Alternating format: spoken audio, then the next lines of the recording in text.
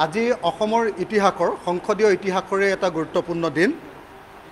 আজি প্ৰথমবাৰৰ কাৰণে সংসদীয় ইতিহাসত প্ৰথমবাৰৰ কাৰণে আজি সংকল্প প্ৰস্তাৱ বা ৰিজলিউশ্যন সন্দৰ্ভত প্ৰথমবাৰৰ কাৰণে এনেকৈ ভোটিং হৈছে, বেলট ভোট হৈছে প্ৰথমবাৰৰ কাৰণে। আগতে ধ্বনি ভোটলৈকে হয়, চাউণ্ডত ভোটটো হয়, কিন্তু এইবাৰ প্ৰথমবাৰৰ কাৰণে ইতিহাসত প্ৰথমবাৰ ভোট হৈছে।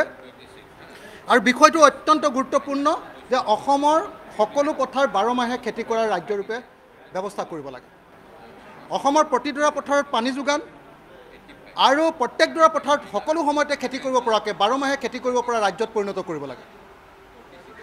আমি আপোনালোকে নিশ্চয় গম পালে যে আমি 30টা ভোট লাভ কৰিলোঁ, বিৰোধী পক্ষই 30টা ভোট লাভ কৰিলোঁ।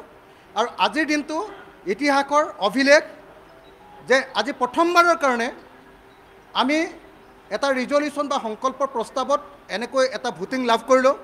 মই অধ্যক্ষ ডাঙৰীয়াক ধন্যবাদ জ্ঞাপন কৰিছোঁ। মই ধন্যবাদ জ্ঞাপন কৰিছোঁ কংগ্ৰেছ দলৰ সকলো লিডাৰ অফ দ্য অপজিশ্যন আৰু লগতে সকলো বিধায়ক মণ্ডলীক ধন্যবাদ জ্ঞাপন কৰিছোঁ। AIUDF দলৰ লিডাৰ অফ দ্য অপজিশ্যন আৰু দলৰ সকলো বিধায়ককে মই ধন্যবাদ জ্ঞাপন কৰিছোঁ। CPIMৰ সদস্য আমাৰ তালুকদাৰ মনোৰঞ্জন তালুকদাৰ ডাঙৰীয়াকো ধন্যবাদ জ্ঞাপন কৰিছোঁ। আৰু আটাইতকৈ গুৰুত্বপূৰ্ণ কথাটো হ'ল যে আজি আকৌ বহুদিনৰ মূৰত আমি বিৰোধীসকল ঐক্যবদ্ধ হ'ল আৰু বিৰোধীৰ এটাও ভোট বাহিৰলৈ যোৱা নাই, বিৰোধীৰ এটাও ভোট বাহিৰলৈ যোৱা নাই। এইটো বহুত তাৎপৰ্যপূৰ্ণ ঘটনা।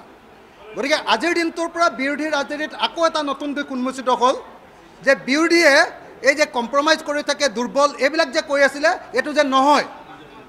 আজি সংসদীয় পৰিক্ৰমা দপ্তৰৰ মন্ত্ৰী, জলসিঞ্চন মন্ত্ৰীৰ যিটো মানে তদ্ভত হেৰুৱা অৱস্থা, যিটো ৰেষ্টলেছ অৱস্থা, সেই অৱস্থাটো আমি সকলোৱে দেখিলোঁ। আজি চৰকাৰে ভয় খালে, যেনে তেনে চৰকাৰ বাচিলে, চৰকাৰ ভাগু ভাগু অৱস্থালৈকে গৈছিলে, সেই পৰ্যায়লৈকে ভয় খাই গৈছিলে।